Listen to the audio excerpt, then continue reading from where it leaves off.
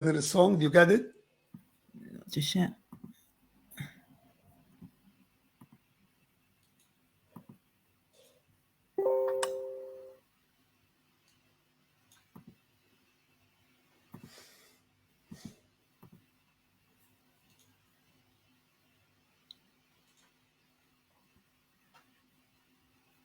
Ready?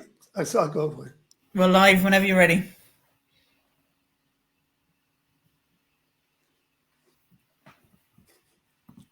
Can you hear the song? No, not a moment.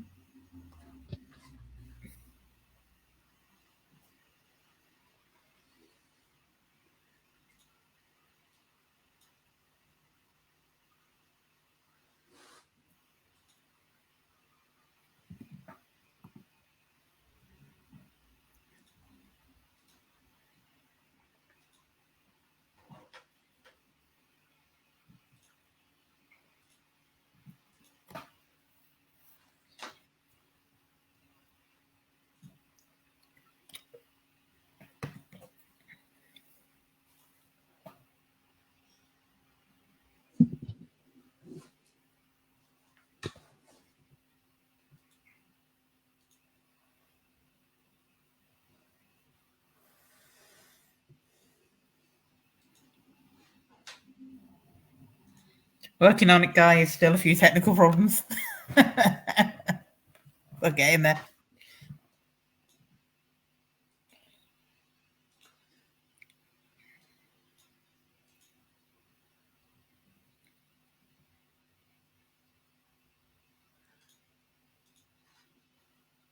Okay, the song's not playing. Maybe, hold on. No worries. We mainly do it to give people a chance to gather anyway, and they're pretty much going to be gathered by the time we get to it. So, hi everybody. We're just trying to solve the problems. The man from CERN, CERN is full of cables, and this is the same here.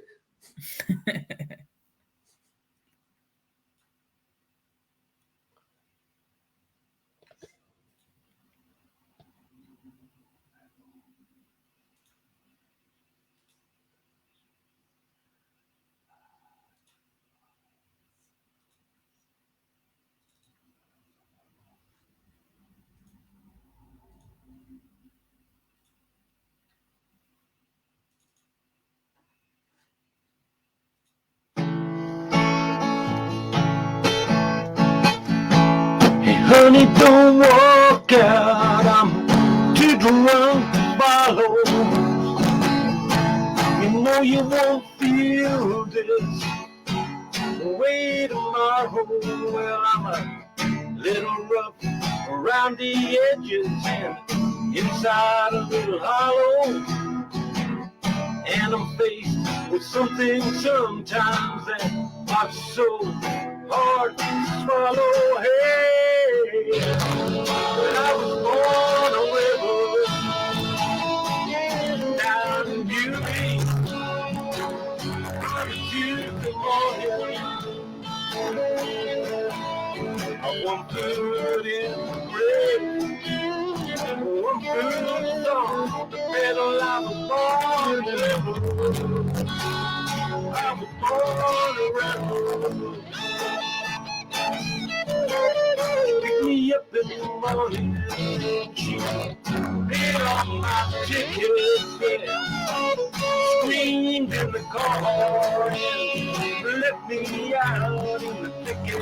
Well, I never dreamed that her heart was so wicked. I keep coming back, cause it's so hard to kick it. Hey, hey, hey. And I was born a river down in Dixie on a Sunday morning. One foot in the grave, one foot song.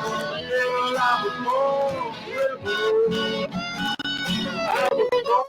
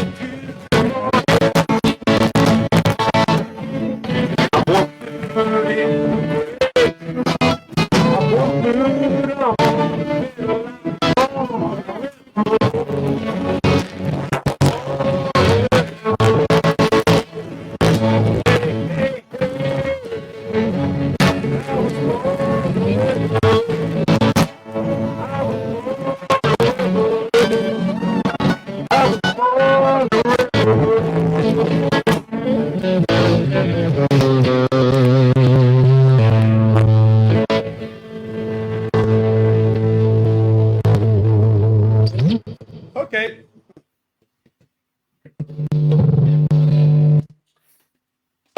So today not guitar, my friend. So sorry for being late. I had some trouble with my USB port on my computer, and we're gonna start with we're gonna start with a video. It's well on actually the last film I made at CERN. So today's theme is quantum physics, and I hope you are well rested and refreshed. You know, maybe not too drunk, maybe with a glass of wine next to you, but don't drink it all yet because it's mind-boggling the stuff that happens at the level of quantum. So again, I'll try to keep as clear as possible and keep away from the maths. So I'm going to share you this film, which is a funny film about quantum physics I did in 2013 for an open day at CERN. And there it is, in which I also have a minor role.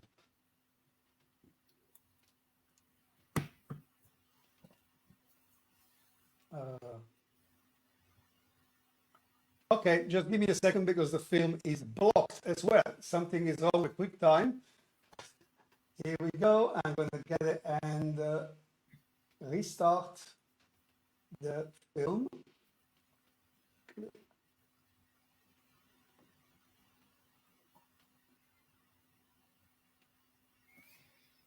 Definitely problem day today. Really. We do know the sound's not right, guys, but you can hear him, which we couldn't for a long time. So nice. Can you hear me better? Last bit, yeah.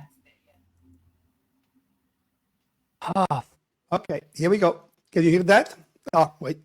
Because now I stopped it and I have to reconnect the film window. Just give me another second. Here we go. And finally, we'll be able to start this presentation.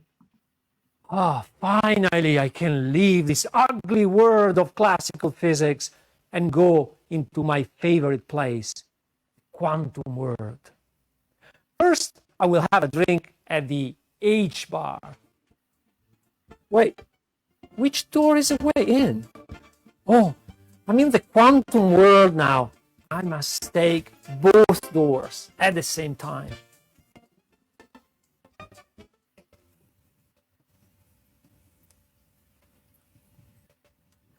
Can I sit here? Please. Great, thank you. You must be new here. Yeah, very nice place. Well, welcome to the quantum world and the H bar. Yeah, never been here before. Would you like a game of darts? Yeah, I'm quite good though. I won the French tournament. I am a complete klutz at darts, but I may still win. This is quantum darts, you know?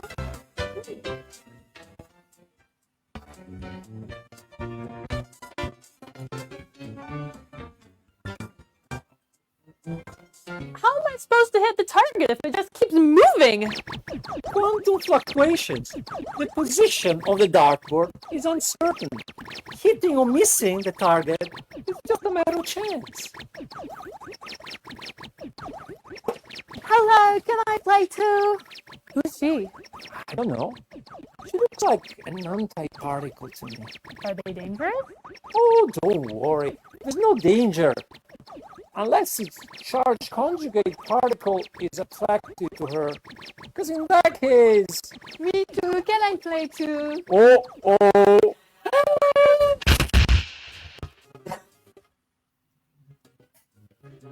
Oh, look at that poor cat. It's half dead. Half dead? Ah, the cat must belong to Schrödinger. I'm sorry.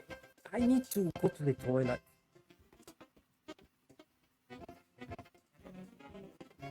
Where's the door to the toilet? Oh, there's no door. You enter through quantum tunneling. You see, according to Heisenberg uncertainty principle, there is a certain probability that I can penetrate through the wall, even without the necessary energy, go through. It follows from the equation that says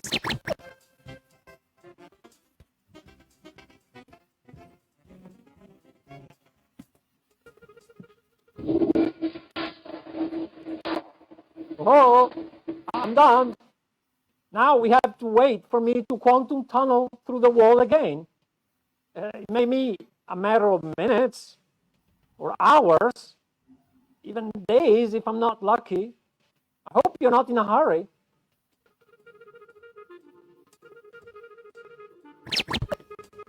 Good.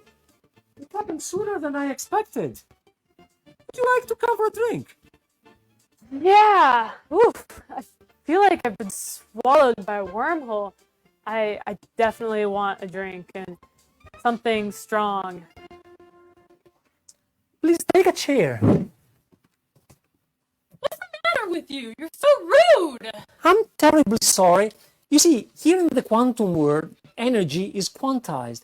I applied a single quantum of energy, but it was too much. No.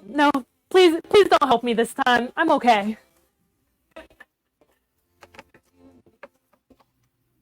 Hi, miss. Sit on my stool, will you? Hey, Fermion. I don't care if your spin is up. You gotta follow the Pauli exclusion principle. Only one of you to a stool. So what can I get you? Whiskey. Take a double. And a glass of liquid helium for me. Make it superfluid.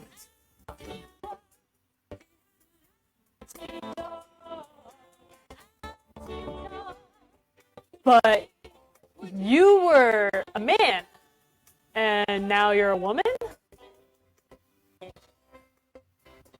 Man, woman, what's the difference? There are dual concepts in the quantum world, two different manifestations of the same identity. Whew. I hope I'll be able to keep my identity in this crazy quantum world. My sanity. Would you like ice with your whiskey? Yes, please. What's the matter with the ice? Oh, it's a Heisenberg principle at work again.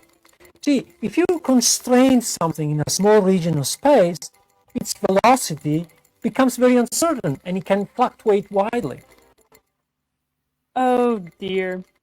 Eternal chaotic inflation must be easier to endure than this.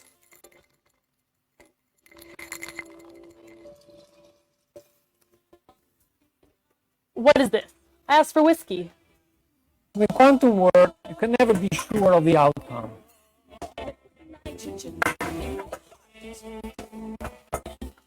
Oh look, I've been more lucky. Liquid helium of the best quality. It's very refreshing, you know? 1.9 degrees Kelvin. Would you like some of mine? No, I've had enough weirdness. I can't make any sense out of it. It is true. Quantum mechanics is totally weird. Even a theoretical physicist like me who spends most of his time thinking about the quantum world has difficulty at grasping its fundamental meaning. We can compute with high accuracy the probability for a quantum process to occur. But do we really understand what's going on? I doubt that the weirdness of quantum mechanics is just a fortuitous freak of nature. It must be a necessary ingredient for making the universe so complex and interesting. Can you imagine a perfectly deterministic clockwork universe where everything is decided by initial conditions? No room for chance, no room for free will. Could evolution take place? Could free-thinking humans exist? The weirdness of quantum mechanics may be the very reason why we are able to think. How weird. And your attraction, it's a strong interaction.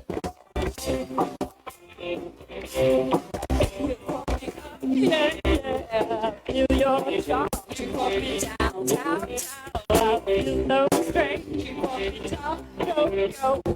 I'm a dodge, you walk me bottom, shit. Oh, I so Okay, here we go. So I will now move on to the presentation. As change window. Screen with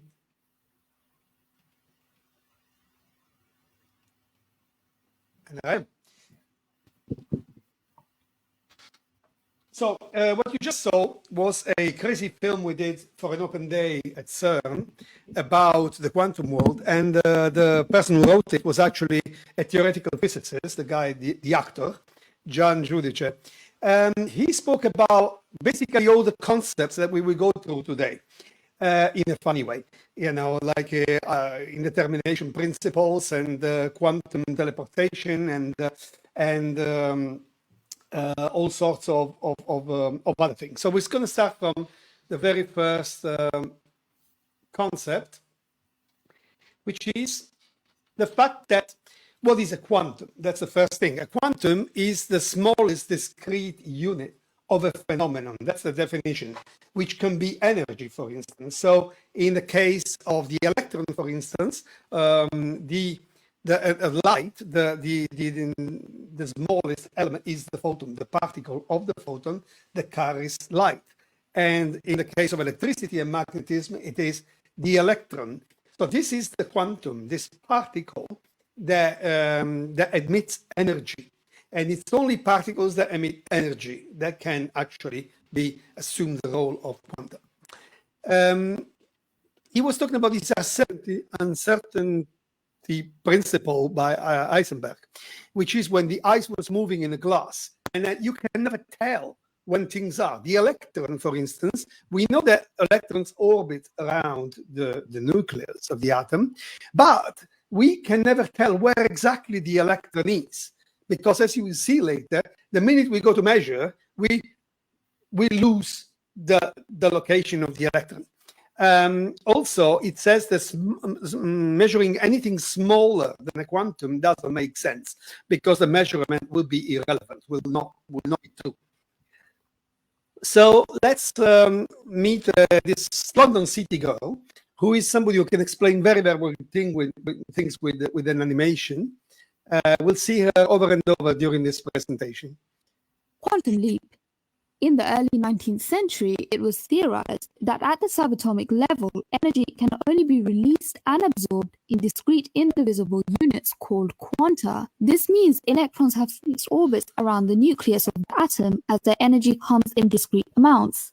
When the electron gets excited or de-excited, they will absorb or emit a specific quanta of energy, which will mean they leap from one orbit to another without inhabiting the space in between. This is called the quantum leap. In essence, there are places within the atom that the electron will be likely to be, and other places where they won't, as energy is being absorbed and released in discrete units. So basically, what she's saying is that an electron, you know, when you have to go somewhere, you go from A to B. In going from A to B, you have to go through all the centimeters, the millimeters and meters and kilometers that are between A and B. So your path is a continuous path. Well, electron doesn't do that. It jumps. He is in orbit 1. Next, he may go to orbit 2, orbit 3, orbit, you know, and it jumps without passing from the space in between. So that is the very first weird thing in this world. So the other thing is that particles are at the same time particles and waves. Depends on how you look at them. Depends on how you observe them. As a matter of fact, if you do not observe them at all, if you're looking the other way, they are waves. If you're looking at them, they are particles. And this is another mind-boggling problem, of quantum physics that nobody understands. And you will see this in the next video. Particles behave like waves. There's a famous experiment in quantum physics called the double-slit experiment, which exposed something about particles that still surprises us today. Particles display both particle-like and wave-like behavior. In a version of the experiment, on a larger scale, we have a gun that shoots tennis balls one by one at a detector, which will register where the tennis balls land. In between the gun and detector, we place a barrier with two slits, which will leave openings for any tennis balls to go through. Over a period of time, and after many tennis balls, a pattern emerges on the detector, indicating where the tennis balls have landed. The results showed that the balls which have not been blocked have landed directly behind the slits in the barrier. If we replicate this experiment, but on the subatomic scale, and use electrons instead of tennis balls, we expect similar results. But this was not the case. Scientists found that when the gun shoots electrons one by one toward the detector and past the double-slit barrier, the pattern that emerged on the detector looked like this. The electrons landed not just behind the two slits, but in narrow strips across the length of the detector, and a significant number of electrons even landed straight behind the middle of the barrier. The pattern that emerged is an interference pattern and is associated with the behavior of waves. Imagine we have two waves that interact. The peak of the waves will combine to form a higher peak, and the troughs will combine to create a deeper trough. And when a peak and trough meet, they will cancel each other out. So if we imagine that our electrons are less tennis ball-like and more wave-like, then what happens? This is a wave from above. The black lines represent a peak, and the spaces in between are the troughs. When an electron goes through the double slit, its wave is split in two, and these waves then interact. The peaks meet here and reinforce each other, creating higher peaks, and the troughs meet here, also reinforcing each other, creating deeper troughs. And here a peak and a trough meet, cancelling each other out. The interaction between the waves results in the interference pattern at the detector screen. Where the waves are most intense, we find more of the electrons on the detector screen, and where they cancel each other out, there are no electrons on the detector screen. Erwin Schrödinger came up with an equation for the electron's wave function, and using this equation, we can find out the probability of the electron being in a particular location. Think of the wave as a bundle of probabilities, and the size of the wave in any location predicts the likelihood that the electron will be found there if it is looked for. That is why on the detector screen we observe most of the electrons landing in the places where the electron's wave is at its most intense. It seems as if the electron is not in a fixed position but has different probabilities of being in many different places at once. So many different places at once. Now, this is something that we don't really see in our world. The electron not only is like everywhere and nowhere at the same time, jumps over space without passing through it, and behaves as a wave or as a particle, as a little ball. We represent particles as little balls of energy, and instead, and the minute later, it behaves like a wave. And actually, if you do the experiment of the double slit, you can do it with a torch. Just make these double slits, and you will see that it's going to do this sort of interference patterns, this line, vertical lines, all these lines, which means actually it's a wave. Only waves can do interference patterns. But when you place a detector there, when you place an electronic detector can actually see the particles going through, it behaves like a particle. It's the same thing as trying to take a picture of a dog. When a dog or a child makes something funny, and you say, "Oh, I wish I had my camera on." So, you put your camera and you try to get the dog or the child to do it again, and they won't, because they're being observed by a camera. And so whatever they do won't work for your filming. Well, electrons are just the same. They know where we're watching them, believe it or not. The act of measurement.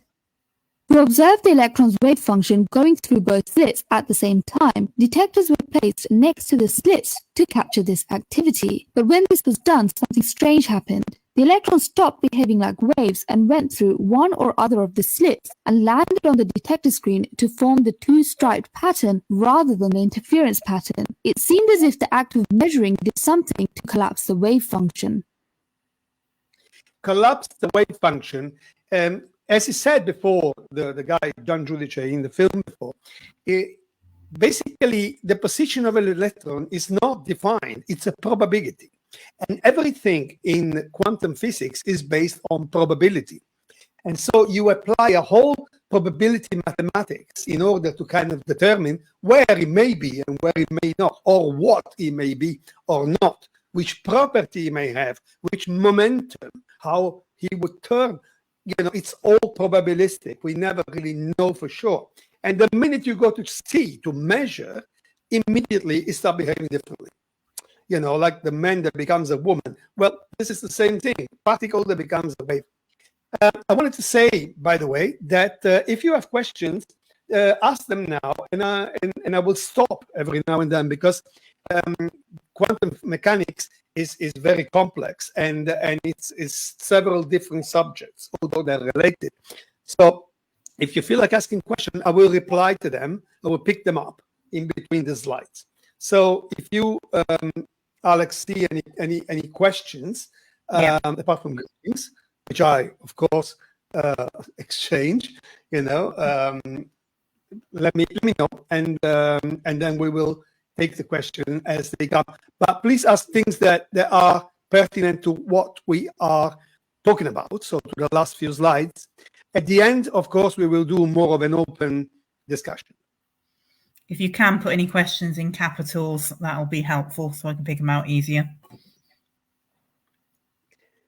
Okay, so the electron is in all the possible states and places at once. So it's something that, you know, an orbit of an electron, you see the atoms, you know, and they have put these rings around like you showed before. But this is only a 2D vision of the atom. In reality, the atom in 3D, the electron describes a whole surface, and it can be anywhere in the surface. It is a sort of pear-shaped surface around the nucleus. And so if an atom has like 3 electrons, is, you know, atomic number 3, so he has 3 protons, 3 neutrons, 3 electrons, then those 3 electrons will have like 3 pairs that are overlapping over the nucleus, and each of the electrons can be anywhere in the surface, in the skin of this pair. And where it is really, it's a matter of pure probability. It's completely random. And it also can be in all the places at once. One of the things that particles do is, you know, an electron can, according to the probability, it may go right, or it may go left, or it may go right and left at the same time. Like it splits in 2. The superposition principle. The superposition principle states that while we do not measure the electron for its position, it is in all the possible positions it could be in at the same time. And when we observe it, the superposition collapses. So in this illustration, when our detector is off, our electron is in all of the possible positions or states it could be in simultaneously. But when we switch our detector on, the superposition collapses and the electron gives up all of its possible states to choose just the one. That is why we were not able to observe the electron's wave function going through the double slits. The very act of attempting to observe made the electron's wave function collapse. The electron gave up its superposition and chose just the one state to be in, i.e. the electrons actually reverted to particle-like behavior, and that is why instead of going through both of the slits, the electrons that landed on the back detector chose to go through either one or the other of the slits. Let's use one of the most famous thought experiments to further illustrate what quantum mechanics is saying about the electron and the superposition. We turn our attention to Schrödinger's cat. So, yeah, we look at Schrödinger's cat next. Again, you know, it's like, imagine you have your dog there, and like I was saying before, and your dog can give you the paw, and then you say you told him to do right and left, and he gives you actually the right paw and the left paw. And then all of a sudden you put a camera there to try and post it on the web, you know, and you say right, and he gives you the left, and he gives you the right, or he doesn't give you anything because he's being watched by a camera. This is weird, but electrons do exactly that. As soon as you put a camera on them, they will do something completely different. And that's what I mean by collapsing the wave function. The wave function is the function of probability that a electron will do that. Collapsing it means it will just not do it and behave like a dull electron. That means do just the stupid thing instead of doing all the superposition or these, you know, interferences that it does when you're not watching. Schrödinger's cat, yeah, I should talk about it right now, is a cat that can be alive and dead at the same time. And that is because, like we said before, electrons, by the principle of superposition, they can be in several states, on all the states at the same time. I could be in a state alive or dead, you know, at the same time. So let's listen to the London City Girl. Schrödinger's cat. Erwin Schrödinger described a thought experiment where a cat was placed in a covered box with a radioactive sample that has a 50% chance of decaying and killing the cat. While the box is covered, we have no idea if the cat is dead or alive, and only once we open the box will we know if the cat made it or not. So if the cat were similar to an electron using the superposition principle, we would say that while the box was covered and the cat was not being observed, the cat was both alive and dead at the same time, in order for it to be in all the states it could possibly be in.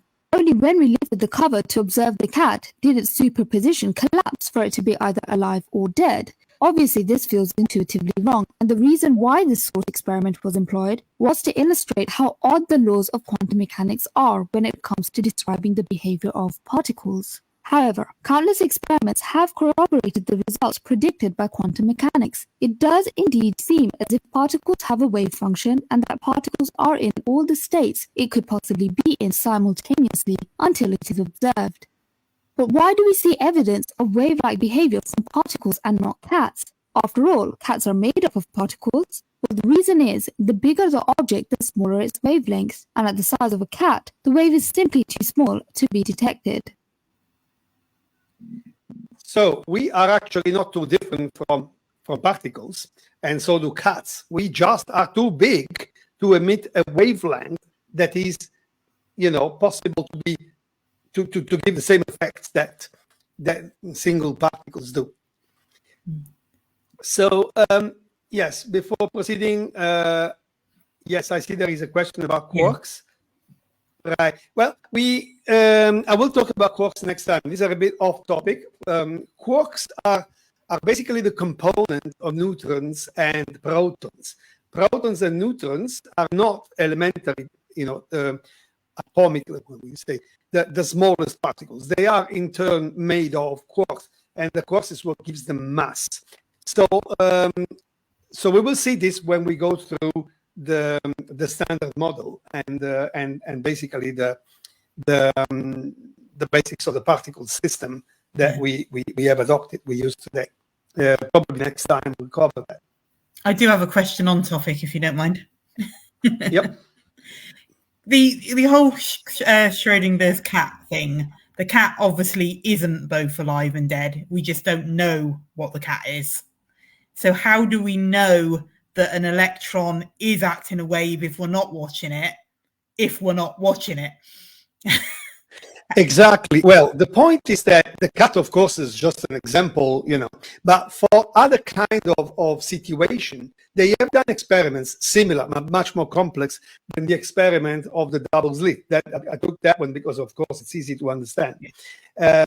Where the light is at the same time, particles or waves.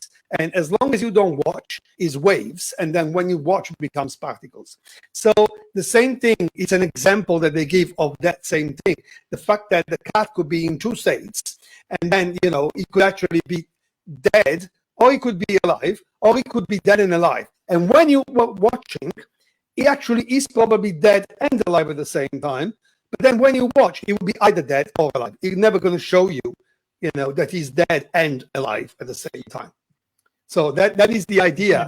Is that when you say watching, of course, it doesn't mean with our eyes. Yes, you see a cat with your eyes, but you can see a particle with your eyes. So this is all detectors, machines that can detect the passage of particles or waves. So the double slit experiment obviously shows you that there were particles when you are detecting, because you only see 2 lines on the back panel. And when you're not detecting, you see 5 lines. Now, you don't have a particle detector at home, so you can never see this. You need to go in the university when they will have a particle detector. And then as soon as they turn on the particle detector, the electron will say, oh, now I'm a particle. And when you turn it off, it says, oh, I'm a wave. So that's the whole, in simple terms, what it is. There is a way to see the 5 lines, though, without a detector. You will see always 5 lines. You will never see 2 because you are not detecting.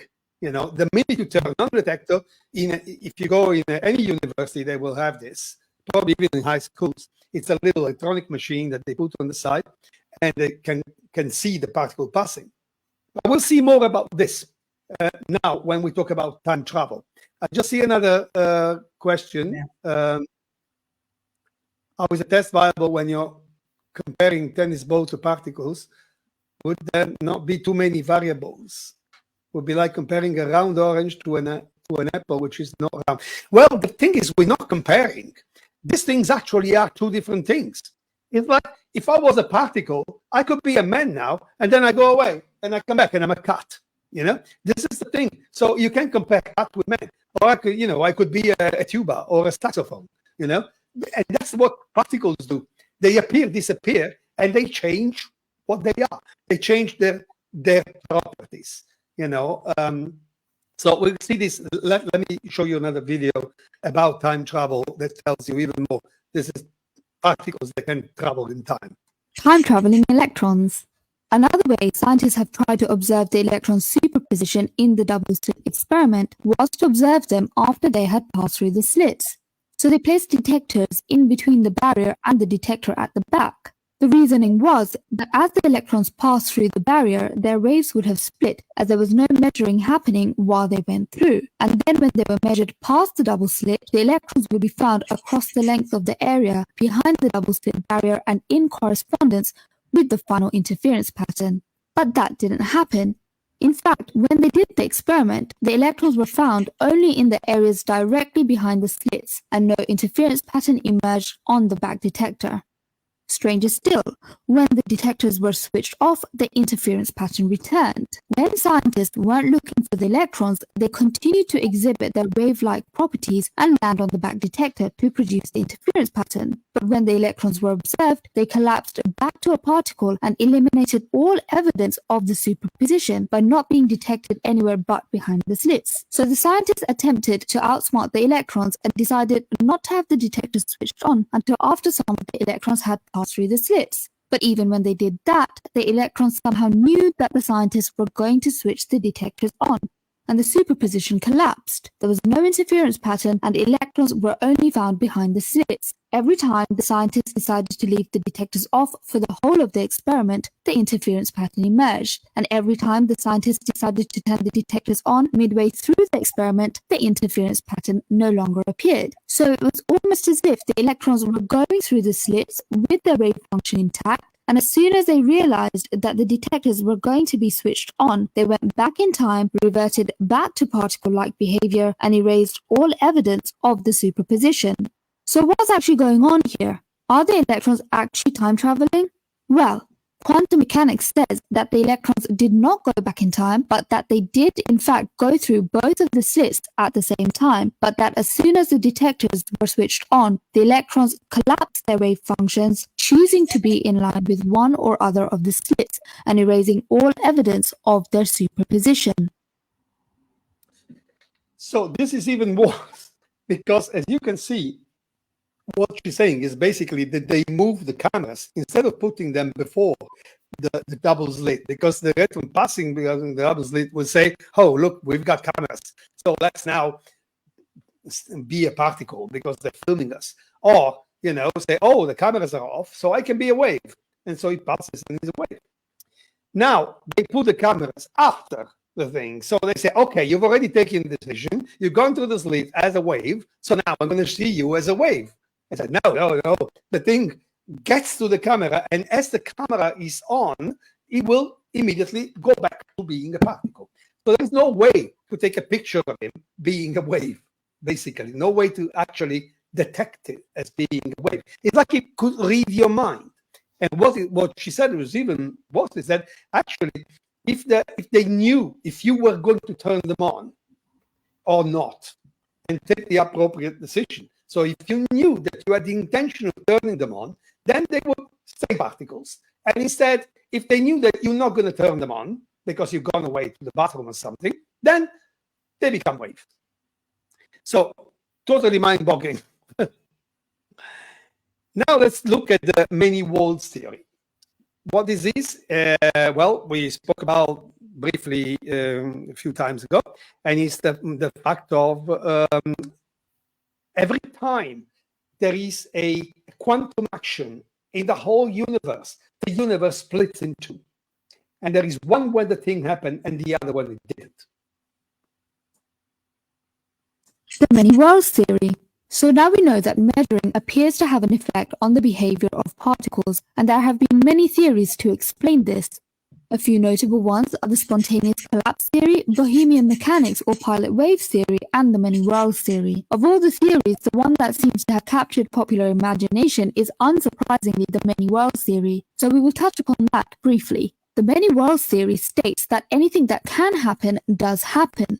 Before we attempt to measure the electron, quantum mechanics says it is in many states at once, and the act of measuring collapses it to only the one state. The many worlds theory states that in fact, when the measurement happens, the electrons will collapse to all of the states, but different worlds will observe different results. So in fact, instead of one world, there are many different worlds, and in world A, you may see the electron turn up in position A, but in world B, your clone will see an electron turn up in position B, and so on and so forth.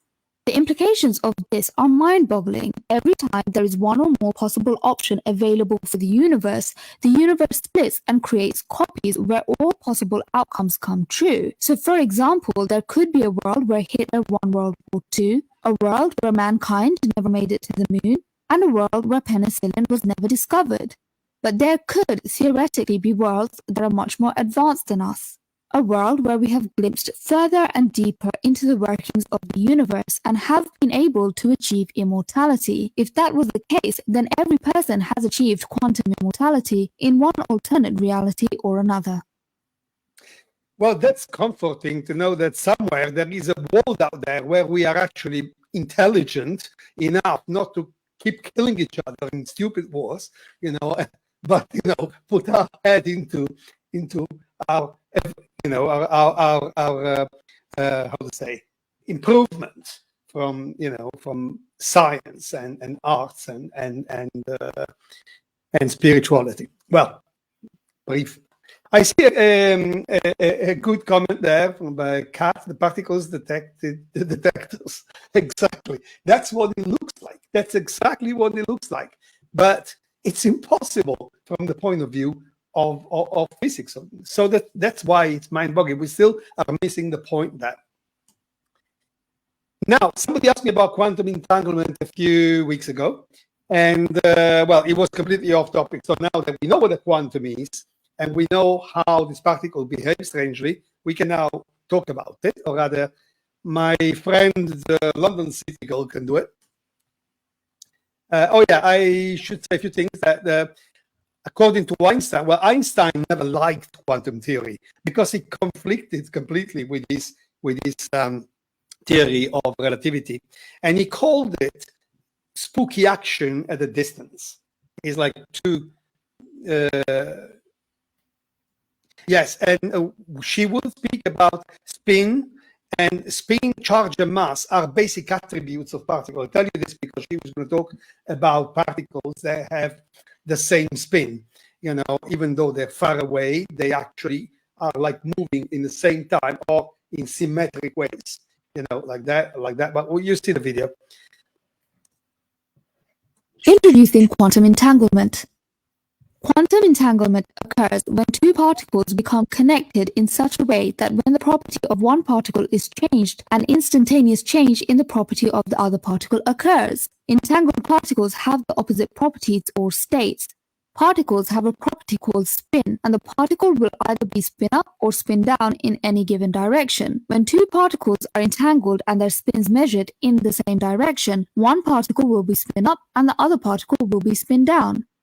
According to quantum mechanics, a pair of entangled particles could be separated by an entire universe, and when the state of one is measured and its superposition collapsed, it would immediately collapse the superposition of the other particle, and measurement would indicate that it had the opposite state of its entangled partner.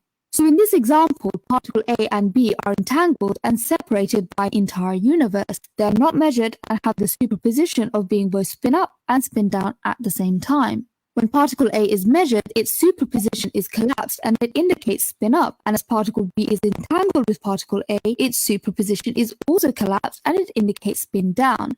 Quantum mechanics seems to say that entangled particles can communicate with a speed faster than the speed of light, something that Einstein's theory of special relativity ruled out. Einstein called this phenomena spooky action at a distance. Einstein was not impressed by the explanation given by quantum mechanics to describe the behavior of entangled particles, and he actually offered up his own alternative theory. He said that when the particles were entangled, it was decided what states they would each have when measured in any given direction, and there was no communication happening between the two particles when they were measured after they had been separated. According to Einstein, the particles didn't have some mysterious superposition of being both spin up and spin down until measured, but rather at the point of entanglement, it was decided what spin one would have and what spin the other would have in any direction it was measured. Einstein's explanation versus quantum mechanics explanation. Professor John Bell actually came up with an experimental way to test whether quantum mechanics or Einstein's more classical explanation worked when it came to explaining the results entangled particles gave when measured for their spins. What emerged was that Einstein's explanation broke down, and the predictions made by quantum mechanics were consistent with the experimental results. The experiment proved that the spin of the particles were not defined specifically in all directions of measurement when the particles were entangled, as Einstein had theorized. So yeah, Einstein for this time, seemed to have got it wrong. He's the only thing probably that Einstein completely was wrong on.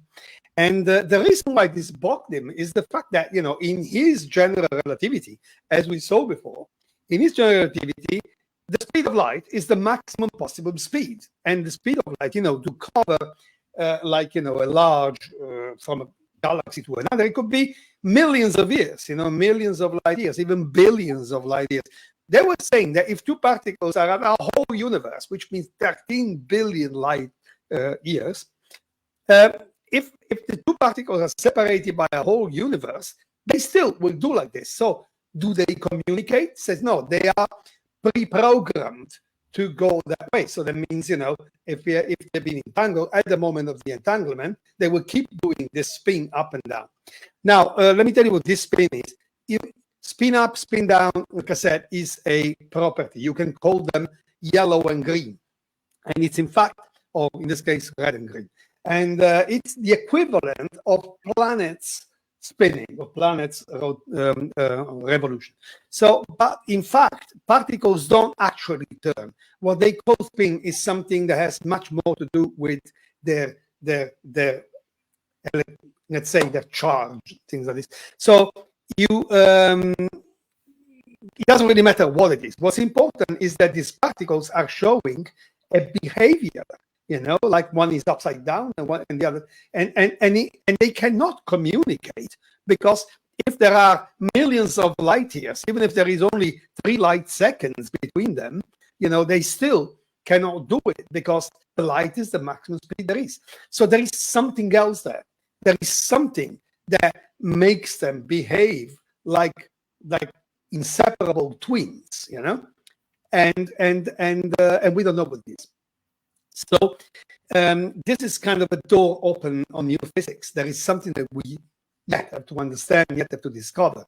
Kat says alternate current. That's the way of seeing it in a way. Alternate up and down, So but it has current is still a waveform. Current is what the electron carries, and it moves along the wire, along anything, along electromagnetic waves move in the air. But these things don't move. They're in two different places. They just spin. It's like imagine two neon lights. They go up and down like this. There is something there.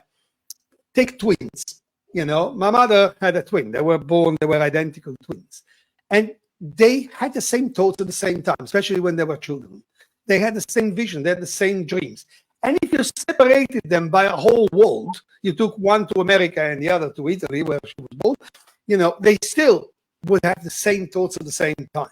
So there's something else there that doesn't go with the speed of light.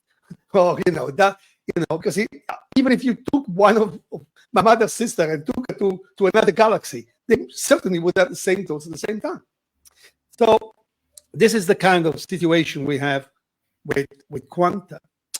The next thing is weird, is how quanta can curve a tunnel. Remember in the video we saw before, the guy had gone to the toilet and he said, there's no door to the toilet because I can't pass. I have to wait here, and then probabilistically, there is a probability that sooner or later I may pass through the door and find myself the other side. Remember, quanta don't go from A to B, passing from all the points in between. They just are in A, and then they are in B without passing from everything in between. So quanta are able to do a tunnel into matter, into space-time, really. And this is a complete probabilistic function. Maybe they do it, maybe they don't, maybe they do it now, maybe they do it tomorrow. Like the guy said, I have to just wait and see when that happens. It's very important, this quantum tunneling, because it's at the basis of why the sun burns, why the sun, gives us the energy. You'll see that. Introducing quantum tunneling.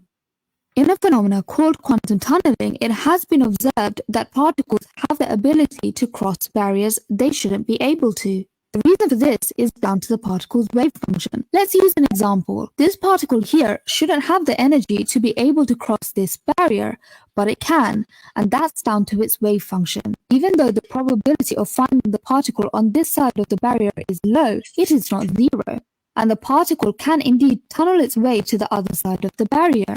Quantum tunneling is responsible for nuclear fusions in our sun. In the sun, hydrogen atoms fuse together to create helium and other heavier elements, releasing huge amounts of energy in the process. The hydrogen nuclei consist of positively charged protons, and as like charges repel each other, fusion only occurs when a huge amount of heat is applied to overcome this barrier and force the protons together. However, the sun isn't hot enough to give the protons the energy required to overcome their repulsion. The reason why the protons can overcome the repulsion between their positive charges is down to quantum tunneling. Owing to the proton's wave function, there is a small probability that some of them will tunnel across the barrier and fuse with the other proton, creating heavier elements and thus fueling the sun. So that's it. If any questions on this, please feel free to ask. The quantum tunneling is something that, certainly burglars will be happy to use quantum tunneling to go tunnel through the wall of your house and find themselves in the room. But it's exactly the same. A burglar could be sitting outside your house and waiting until he gets tunneled through the wall. And that's what electrons do, or protons, or, particles in general. So quantum theory is not a thing of itself. It's not just a theory. It's at the basics of all our life. We use it every day because transistors are based on quantum theory. Quantum theory and quantum mechanics or quantum physics is exactly the same thing. So I say quantum mechanics are there, the theory. Right. ICs, integrated circuits, lasers and satellites, and everything that uses electricity is based on quantum. And as we will see in the last slides, we are also quantum machines. Why do we accept quantum mechanics? The predictions of quantum mechanics have proved so reliable that we cannot ignore the experimental evidence that corroborate the theory.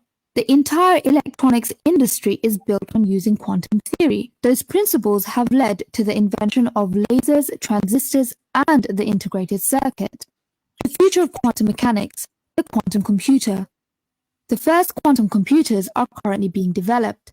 Harnessing particles' ability to be in many states at once means that multiple processes can be executed simultaneously, increasing our computing power exponentially. Our lives have already been changed dramatically by technology, and when the power of quantum computers is realized, it will herald the dawn of a new era in technological advancement.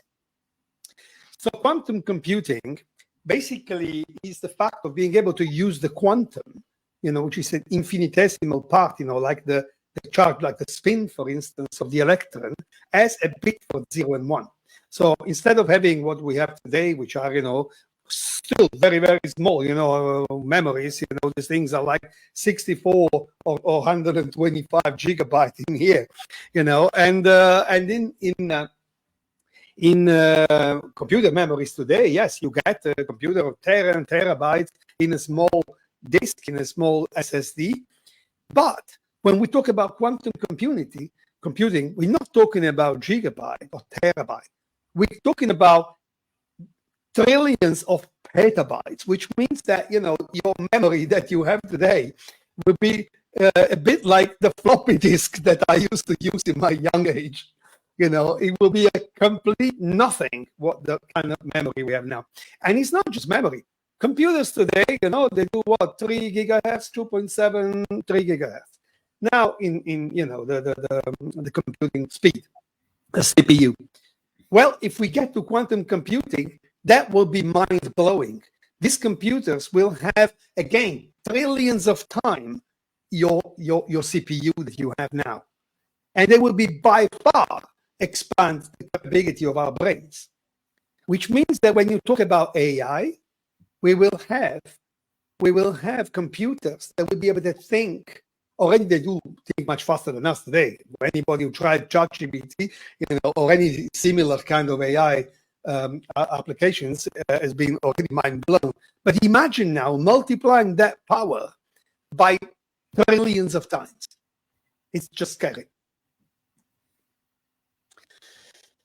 Now, the quantum teleportation is also a very interesting phenomenon, and another one that one day, well, we have no idea how to use it today. We certainly cannot use it for ourselves, and the video will tell you why. The future of quantum mechanics, teleportation. Using quantum entanglement, scientists have been able to teleport particles. Two particles are entangled and separated by a large distance. A third particle, particle T, is brought in, and this is a particle that we want to teleport. This particle T interacts with particle A, and we learn how the quantum state of particle T relates to particle A. This information is then sent across to where particle B is kept. As particle A and B are entangled, this information about how the quantum state of particle T relates to particle A will also reveal how the quantum state of particle T relates to particle B.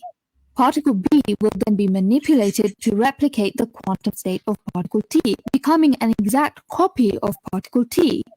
Meanwhile, the original particle T is destroyed as its information was extracted and sent across.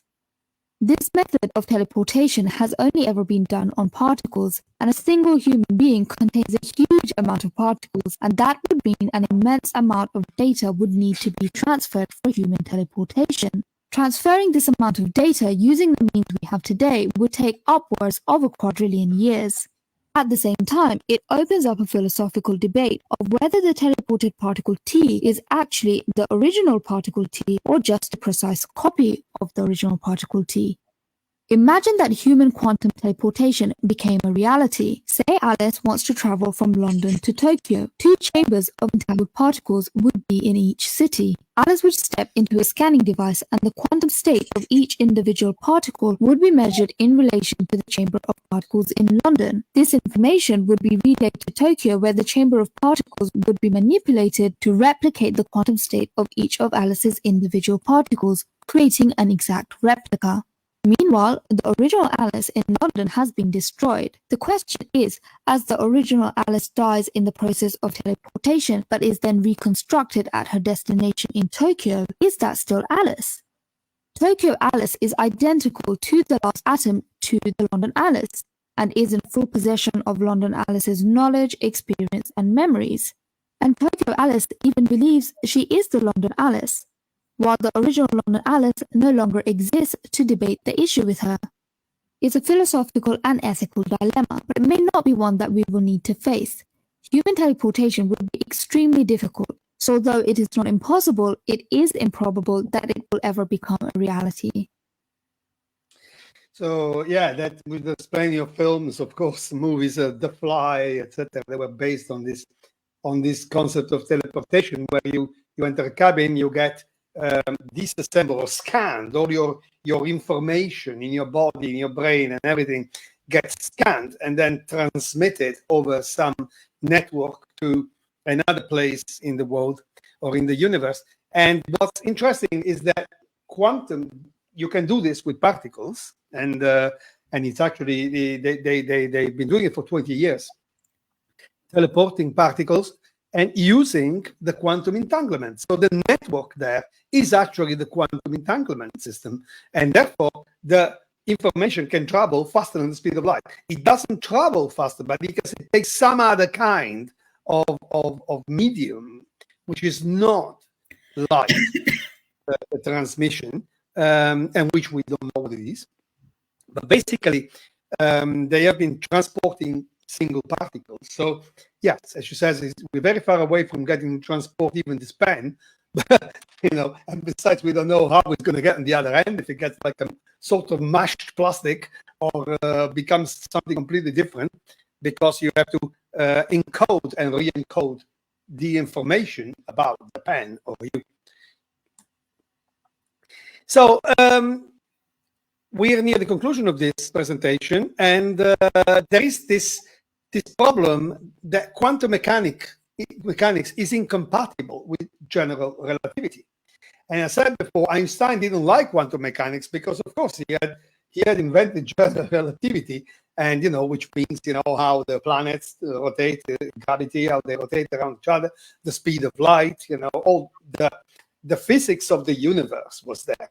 And now all of a sudden, if they get this new quantum mechanics, which is actually not new. It was more or less the same time. Planck started working on it in 1900, and general relativity is 1916. The special relativity is 1905. So anyway, that's the period when it all came out and stuff. So there would be a way to unify this, and physicists have been looking for something, a theory that would allow us to harmonize, because these things exist in this world. The universe, the planets, the light, the galaxies, the black holes out there, and the particles in the infinitesimally small coexist in the same universe. So there must be a way to get them to make sense with each other. And the physicists today think that that theory may be the string theory, which we will do another time. Just the last thing of the teleportation, Kat is still asking, if they teleported a single particle, there will definitely be human teleportation in the future. Yeah, well, the point is that, as we said before, the physics of a particle does not necessarily apply to a human, because we're so much bigger. So our wave function is so small that it cannot actually be teleported, because we have zero wave function with no mass, with no energy. What teleports well is objects which have very little mass or no mass at all, like electrons, etc. Quantum mechanics and general relativity incompatibility. Quantum mechanics and Einstein's general theory of relativity are two of the most successful theories in physics, but they are incompatible. Quantum mechanics describes space and time as being quantized, whereas general relativity describes space and time as a smooth continuum. String theory attempts to resolve the incompatibility and is an attempt to find the elusive theory of everything that explains all the matter and forces in our universe. That in itself is a whole other video. Yes, and it will be another presentation, the theory of everything, and string theory and theory of everything. But for the time being, let's stay here. And as I mentioned before, the clue of this presentation is in fact relating ourselves, our brains, to quantum mechanics. Because the brain is a quantum machine.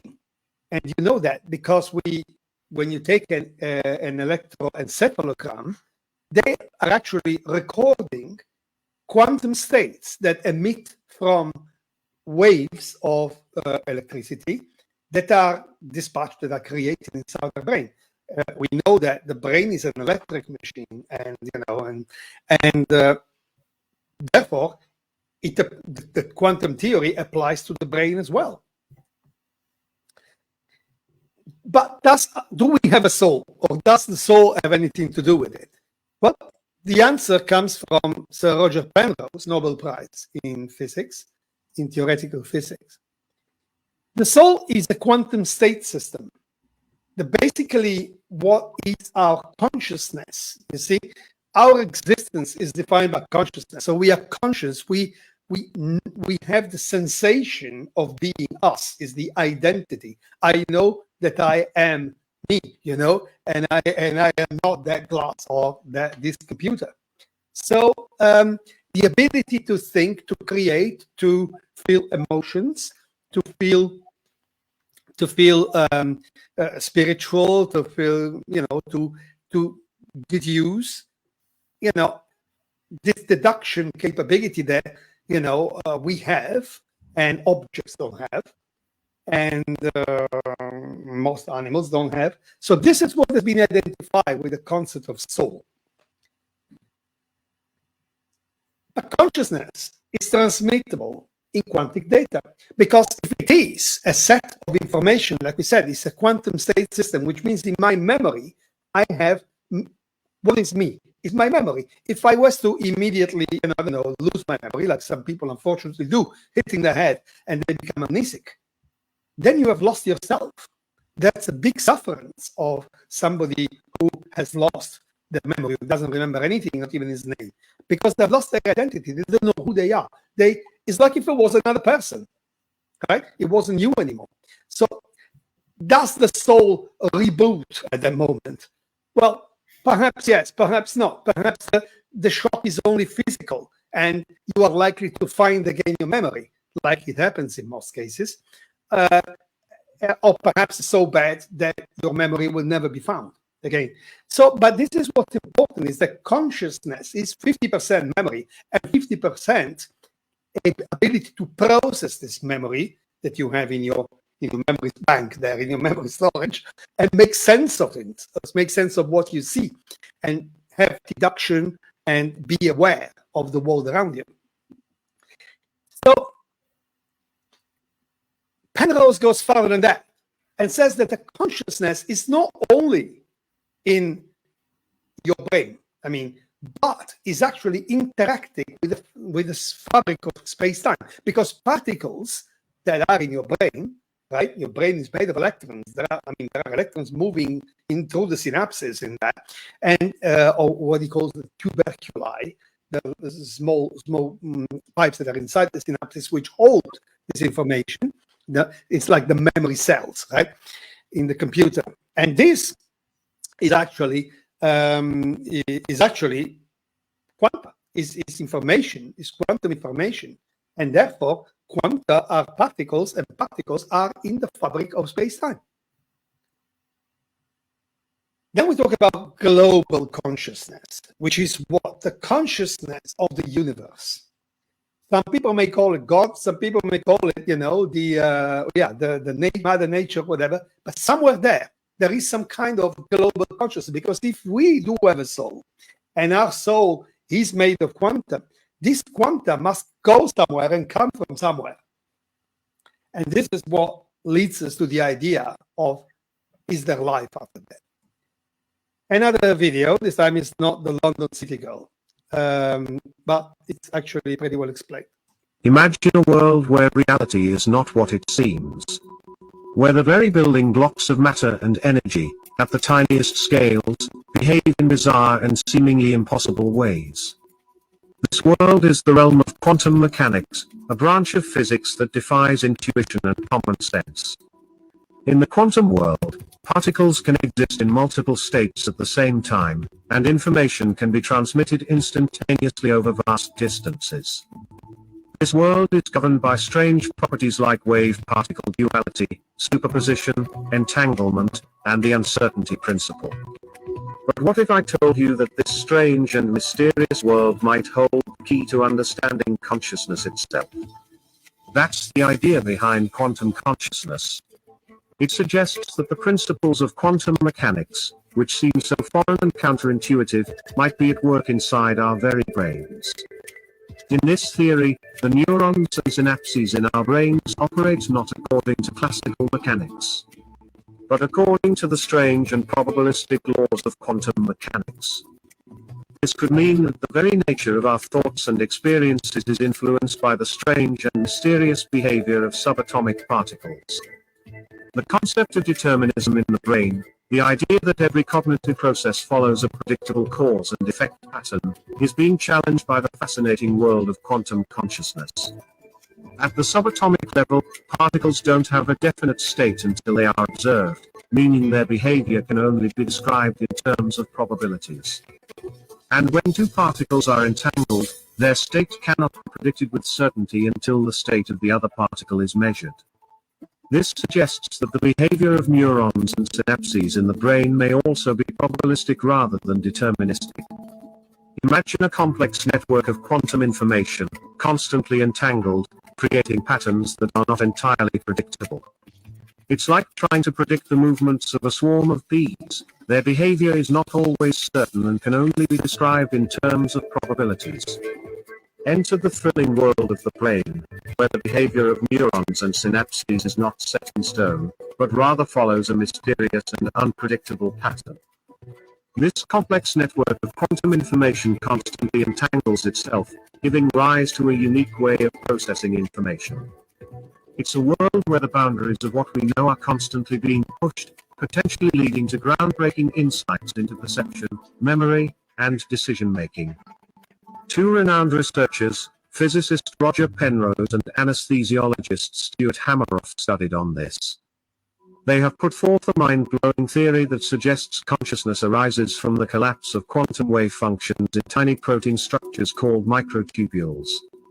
These microtubules make up the cytoskeleton of neurons, and according to the orchestrated objective reduction or ORCOR theory, they act as tiny quantum computers, processing information through quantum computation.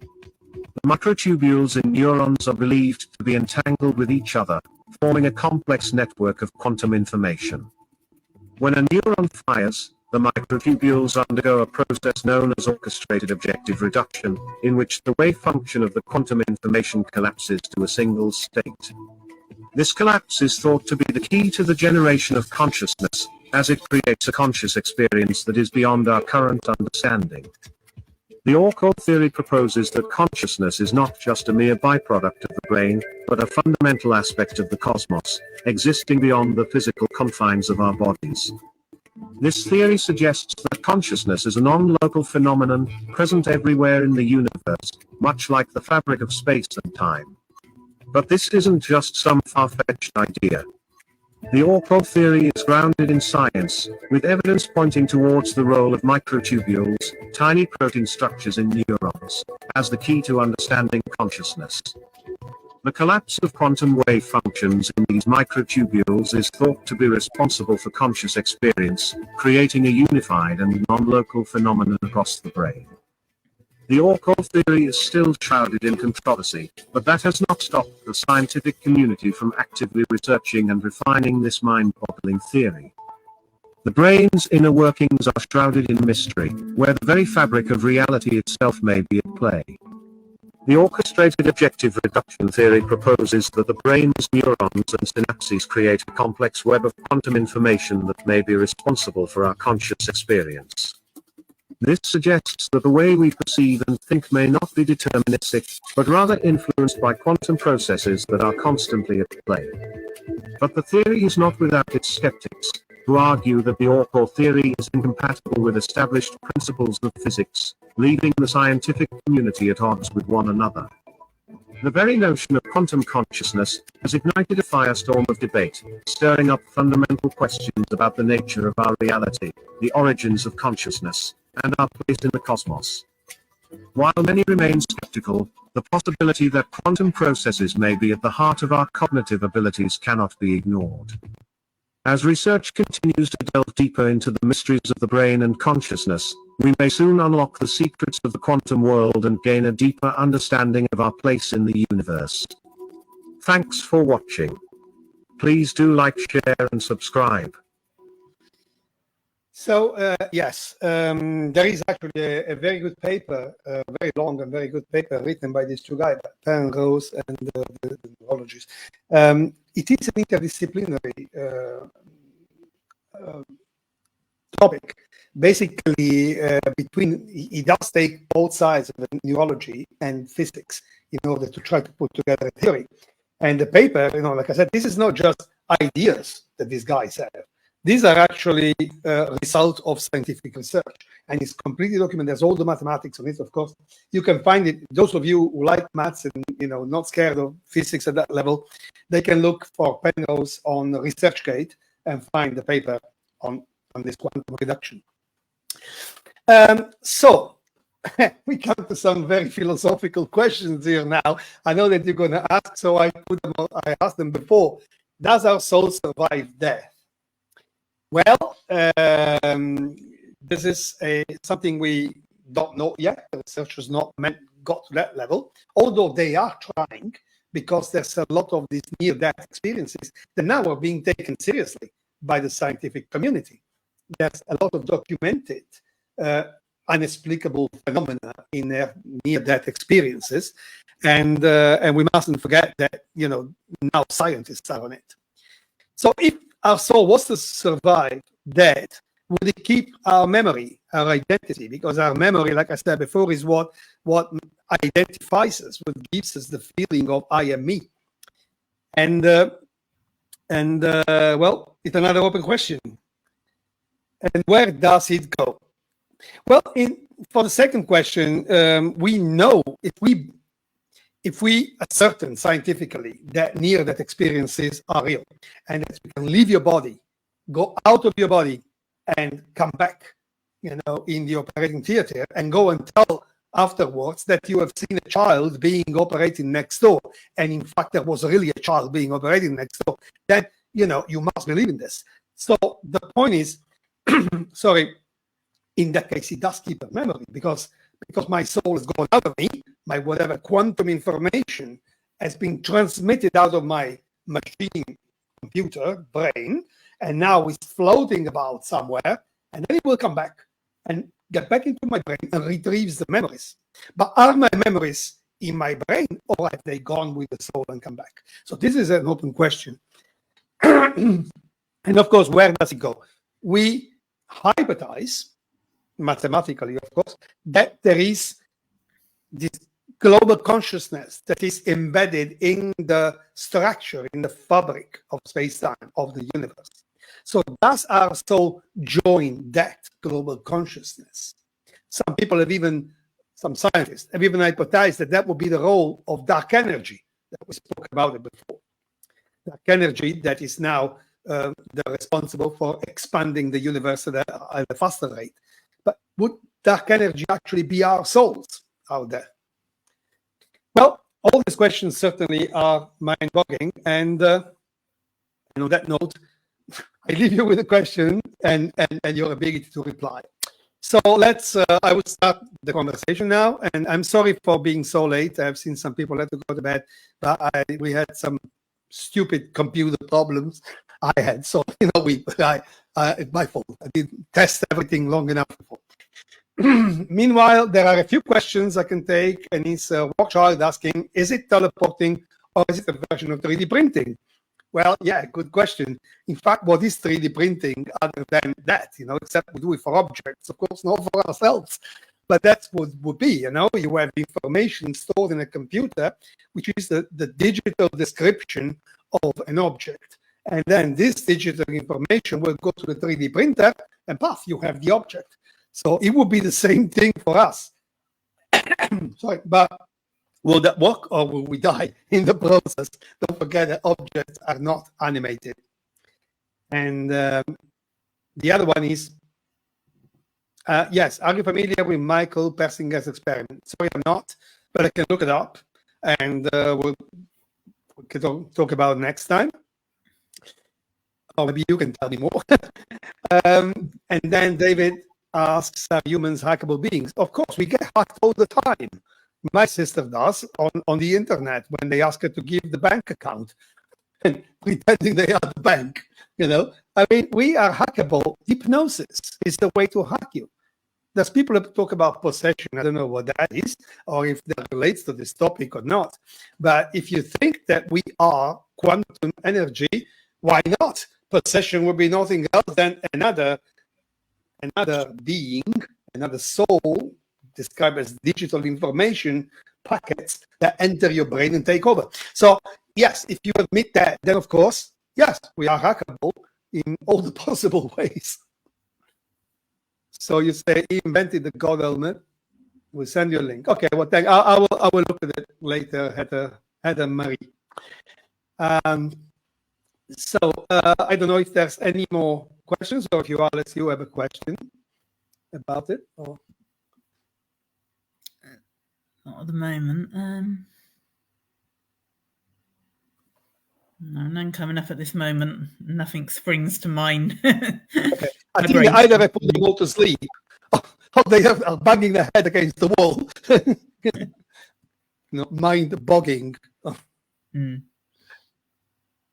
So in that case, I mean, I guess we can close this session here, Yep. and next time we will talk about the theory of everything, the string theory, multiverses, and all the different options. We just crazed it today by saying that every time an event happens in the quantum world, the universe splits in two, and so you have the universe. Well, Donald Trump is a woman and it's my wife. Keep me away from that. But you know what I mean? I mean, that's just one of the theory, but there are many more theory about multiverses and parallel universes. So thank you very much, everybody, and see you next Monday. Hopefully on time. I'll test everything well before. Okay, we will see you again. Savannah will be back next Monday. Okay, take care. See you soon. Bye-bye. Bye-bye.